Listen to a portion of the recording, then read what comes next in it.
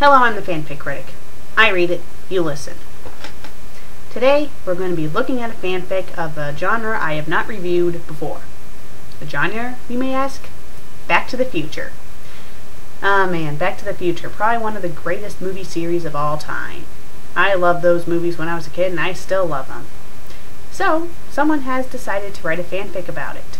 The fanfic is called Back to the Future Part 4 by Skella. Interesting name.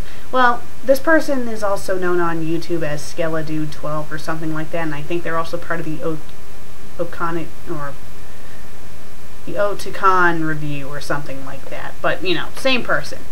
So, they wrote a fanfic for Back to the Future. This fanfic has 2 chapters. But, hey, it's short enough where I can actually read it out loud on my show. Thank God. Okay, it's rated K, it's in English, it's science fiction, sci-fi / adventure, and it has 6 reviews. So, let's get started. Disclaimer, come on seriously, if I owned Back to the Future, would I be writing a fanfic?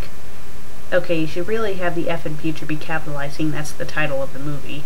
No, I'd make more movies, but fine, I don't own Back to the Future. Anything else Universal.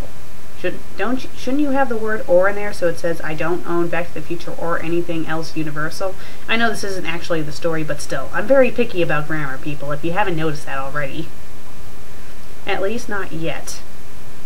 I have watched the movies and need to continue the story. So let's see how far I take this one, mwahaha. Okay, you need to put an apostrophe for the word let's. Let's continue. Doc, next Saturday we're sending you Back to the Future. SD. Okay. Prologue. It means that your future hasn't been written yet. No one's has. Your future is whatever you make it.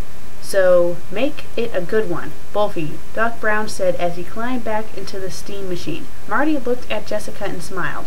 He pulled her close and said, "We will, Doc." Okay, they have the sentence end after said with a comma, but maybe the reason why they're doing that is because the next line is in quotation saying "we will, Doc," so maybe that's it. Stand back. Hey, Doc, where are you going now? Back to the future? Marty asked before Doc took off. Okay, why did they end it with a comma there? They should have it end with a period that time. It's not like Marty's continuing the next sentence, it's Doc speaking. Okay, let's continue. Nope, already been there, he replied.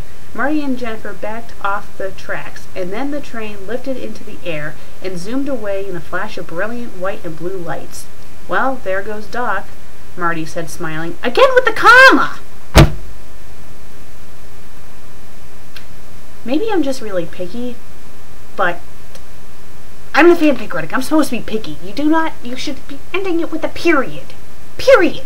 Period. Let's continue.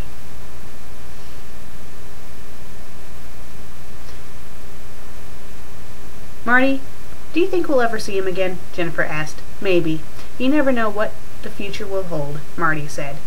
As the both, don't you mean they? Let's read that correctly.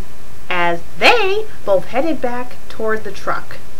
Marty looked back over the remains of the DeLorean, bits of metal that echoed with memories. Marty hadn't realized he had stopped. What's wrong? Oh, it's just... Marty started and walked back over to the flux capacitor and the time circuit board, long since ran out of energy. Think the doc would mind if I kept this? Marty asked Jennifer as he lifted it and put it in the back of his 4x4. I guess not. Besides, he's not coming back, Jennifer said, getting in the car. Marty followed. I guess not, Marty replied and drove away. After they left, there was another brilliant flash, and Doc's new time machine appeared again. Emmett, what are we doing back here? Clara asked as the Doc hopped out of the time machine and looked around the grass. Where are they? Come on, it's got to be here. What? What are you looking for? Clara asked, also searching the ground. I think that should be ending with a period and not just nothing. First you have commas ending the sentences, and now you have them be incomplete because there's no period. People, this is why you need to check your grammar. Do it. The flux capacitor, it's got to be here, but then again, Maybe you should have it say the flux capacitor exclamation point, capitalize the I in it, and then have it's got to be here, but then again as its own separate sentence. Then Emmett took a deep breath. Great Scott! What is it? Clara asked. Period, people, not comma. It's Marty. He must have taken the flux capacitor with him. Okay, it's Marty should be its own separate sentence. Why would he do that? He's probably more interested in the time circuit control panel, but nevertheless, I see this two ways. If by some freak accident the flux capacitor and the time circuits receive that 1.21 gigawatts needed and somehow get to 88 miles per hour, it is possible that the flux overdrive could spin the unfortunate soul nearby into a paradox where time is frozen. I was frozen today! I'm sorry I had to do that. I got you, Laura! The doc paused. What's the other? Clara asked. The only thing needed is a gigawatt overload to cause time to stop, or cause the time circuits to activate and theoretically make a portable time machine, the doc said. What can we do? Clara asked. Doc paused, looked over his shoulder at his sons, and came to a conclusion. I think you should have added some commas in there to separate that sentence. And you shouldn't be ending the sentence with a comma. I'm going to be saying this for a good chunk of the story, seeing it seems like every single other sentence ends with a comma instead of a period. Grab Mr. Fusion, we're going back to the future. Chapter 1, October 17th, 2015, 4:25 p.m.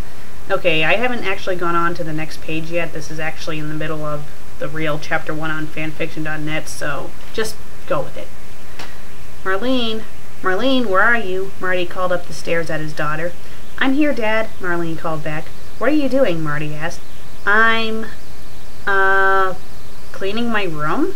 Marlene lied, but Marty was in too big of a hurry to catch it, and Marlene knew this. Well, reprogram the robot May to clean your room next time, too, okay?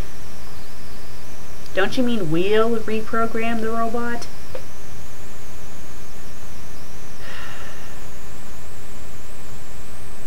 Right, Dad. I'm heading out to the band meeting. Mom's coming home soon, so don't worry, he said. Ite? Don't you mean right? Right, Marlene said, not really caring. Oh, and tell her not to cook so much, Marty said. Okay, bye, Dad, Marlene called, and when the door hissed shut, she... Hissed? And this story takes place like a good 5 years from now?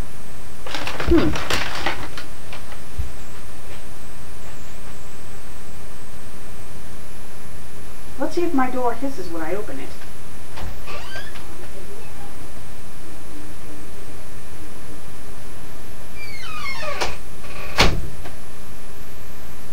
Well, it certainly squeaked, but I wouldn't say it hissed.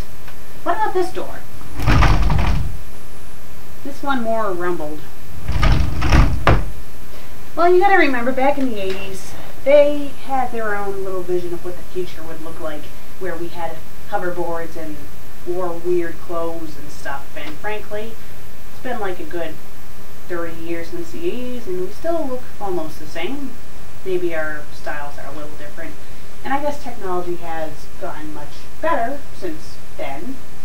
Like, I don't think TVs look like that, and I don't think they had Nintendo DS's or PSPs back then. But still, you gotta love those movies. And I guess I like that the author is keeping the unrealistic look of the future the same. So, let's continue.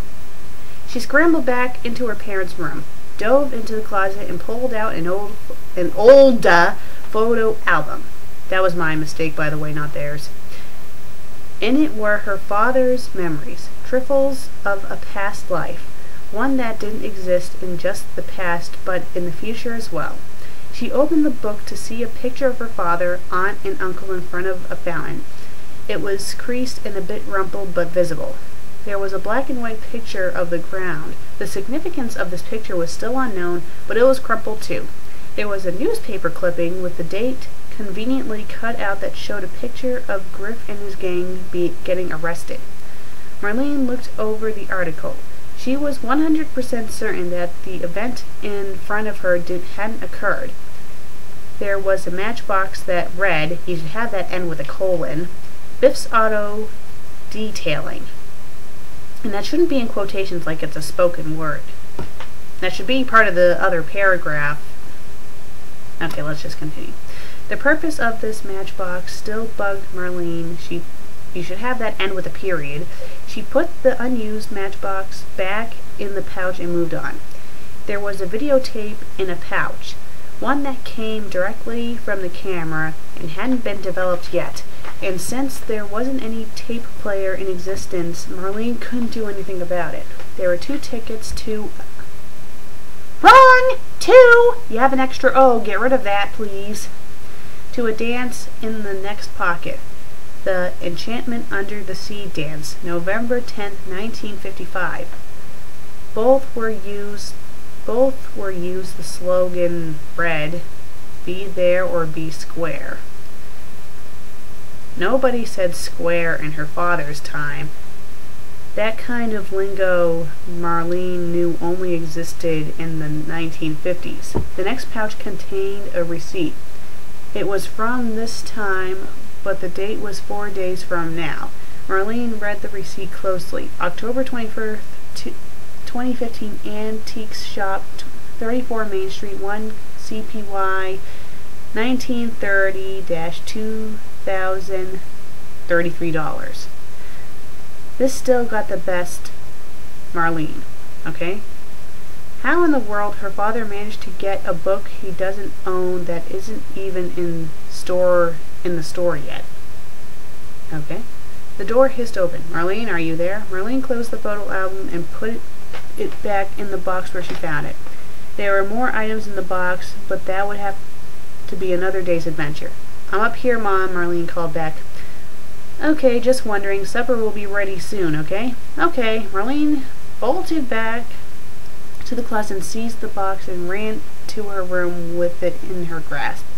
Under the album was a bunch of clothes. The first garment was a suit. It was in fairly good condition, considering the tab said the suit was made in 1955. Then there was some clothes from their time. They were the clothes her mom bought her brother last Christmas, hat and all. Under that was a black leather outfit also made in 1955. There were shiny chrome glasses, worn out 1985 white and red Nike sneakers, half-chewed red cowboy boots, a cowboy hat, a very dirty 1955 pink cowboy outfit, and an 1885 cowboy getup. At the bottom of the box were several pieces of paper. They wrote, doesn't it mean they said, Dear Marty, if my calculations are correct, you'll receive this letter immediately after you saw the DeLorean get struck by lightning. First, let me assure you that I'm alive and well. I have been living happily these past 8 months in the year 1885.